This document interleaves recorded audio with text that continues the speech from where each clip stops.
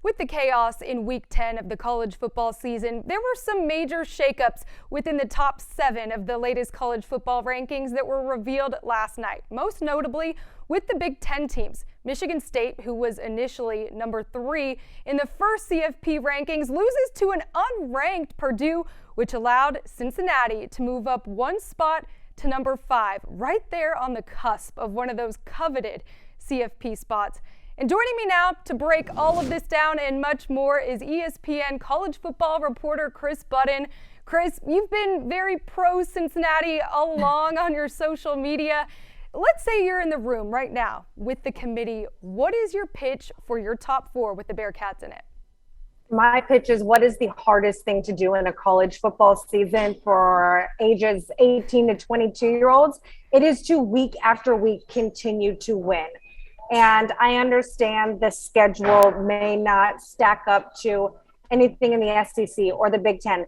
But if all we're doing is going off strength of schedule, then why even have Cincinnati in the conversation? Then just make a group of 5 and a power 5, because you're showing that no matter who you schedule, it doesn't matter. Cincinnati scheduled Notre Dame 2 years ago so that they could beat them, so that they could be in this conversation. And they have gone and week after week after week continued to win. So in my opinion, the ability to stay undefeated, in my opinion, ranks higher of a priority in how I rank a team over necessarily strength of schedule, because that is way harder to do when you're dealing with basically, young adults every day. Speaking of Cincinnati's schedule down the stretch, they'll face 3 teams, all unranked. First, they'll have South Florida, SMU, East Carolina, and then likely will place Houston there in the American Championship game. Houston, unranked by the committee as well. How important are style points going to be down the stretch for the Bearcats? Yeah, I would have said style points mattered probably before the first rankings came out, because, it would have given them an extra X factor. I'm not so sure that they hold their destiny in their own hand. I don't know that if they go and they win out and they beat everyone by 50, all of a sudden the committee is going to rank them. So yes, it matters, but does it matter enough that if they went out and beat everyone, would the committee jump them? I don't think so. What really was disappointing was they needed SMU to stay undefeated. They needed SMU to be ranked to give them another ranked win to help that strength of schedule. That's probably out of the question at this point for SMU, Yeah. But Houston is one team that really surprises me. They're number 17 in the AP poll, although we know that there's necessarily no connection between the AP poll and those CFP rankings. How surprised were you to see the Cougars unranked there last night? Yeah, there's just been such a discrepancy between the AP polls this year and the committee. And I was on the radio with someone yesterday talking about that. It's almost like the committee is making more of a difference of the play on the field versus everything else. It's why Oklahoma is ranked where they are. So it's more of like the eye test that we talk about and not everything else. So they probably haven't watched, in all honesty, a ton of Houston. They just, I've done the mock committee selection before. When you put 3 teams on a board at a time and start ranking, if you haven't seen them play and you're just saying, well, they beat SMU, but now SMU isn't ranked, you kind of end up with this jumbled, but I've never seen them, so I don't know where to rank them type deal. The eye test, certainly one of those buzzwords that we hear all the time this time of year. You're on the road all season long. You're seeing different teams, different conferences. You've seen Cincinnati in person this season. What do you make of where the Bearcats stack up in the eye test? Yeah, to me, it is one of the best defenses I have ever seen. They are, I use the word almost like vicious. It's like when they tackle guys, it's almost like watching WWE. They lift them up and throw them to the ground. Where the eye test becomes hard is, they are in a bit playing down to their level. And, Coach Fickle has told me before, we have not played a full 4 quarters. They also haven't had to. And they did against Tulsa, and that was a close one. Where the eye test comes into play, like I mentioned Oklahoma, there's a big difference of taking Tulsa to the end and being shut out at Kansas, the worst school in the FBS. So there's sometimes where the eye test does come into play, and I understand where Oklahoma's ranking is.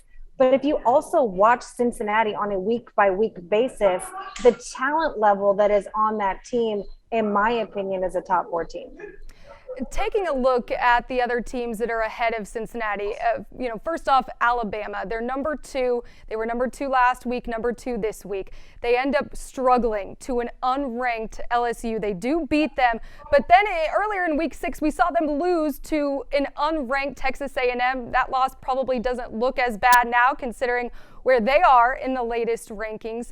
How does the committee justify having Alabama there at number 2? Well, it becomes week after week becomes like reactionary. Recency bias is what I explain it. When you have the first ranking, they take everything into consideration, and there's where you have it. So now you have this base. It's hard on a next week when they won it to say, well, you won, but you didn't win the way we wanted you to win, so we're going to drop you below. So I understand them keeping Alabama at 2. Do they deserve to be at 2?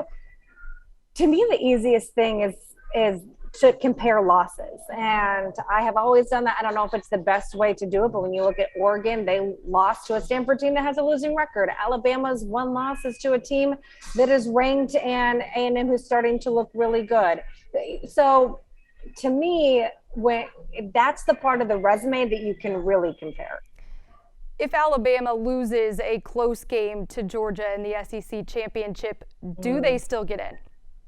Yeah, see, that's the hard thing because Georgia's ranked number 1. Technically, they should lose. So should that drop them? What if they lost by, a last-second field goal? Well, the whole point of the rankings is to determine who's the best team. Well, we all know that Georgia's the best team. They are far and above. So essentially, anyone should lose to them.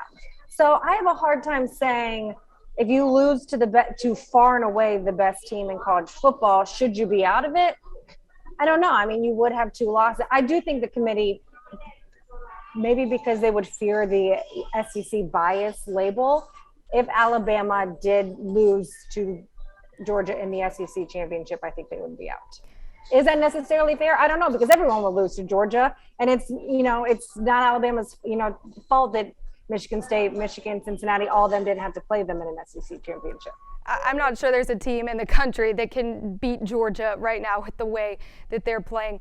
Cincinnati's position is interesting. They have Oregon and Ohio State ahead of them, who the committee, we saw them value head-to-head, putting Oregon at number 3, Ohio State at number 4. But then the 2 teams below them, they end up putting Michigan ahead of Michigan State after Michigan State had just defeated Michigan. How surprised were you with the outcome of that last night? Yeah, not surprised at all, because recency bias, right? Because so Michigan State lost, so I have to do something with them.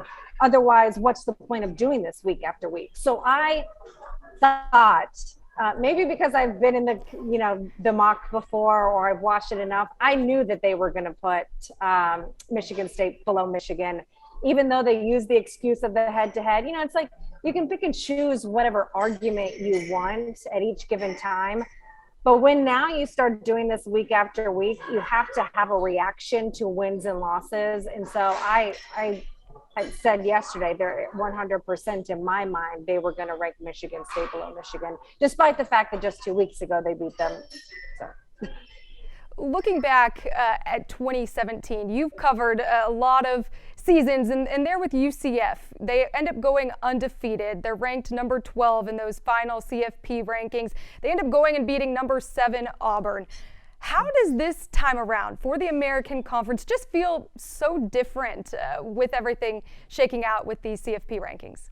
It feels different because we've had the committee members sit there and say, well, there is a chance for a group of 5 to get in. And so now we've heard this for 4 years. And Cincinnati went out and put Notre Dame, put Indiana on their schedule. There was this sense of optimism that it could happen if a team ran the table and had some ranked, Power 5 schools on their schedule.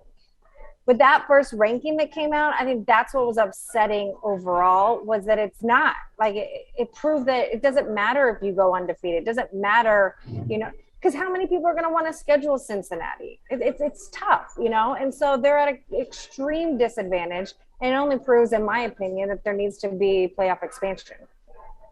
Well, we certainly agree here at the American on that. No question about that one. Yeah. Kris, thank you so much for taking the time to join us today. Really appreciate it. Absolutely. Thank you, Morgan.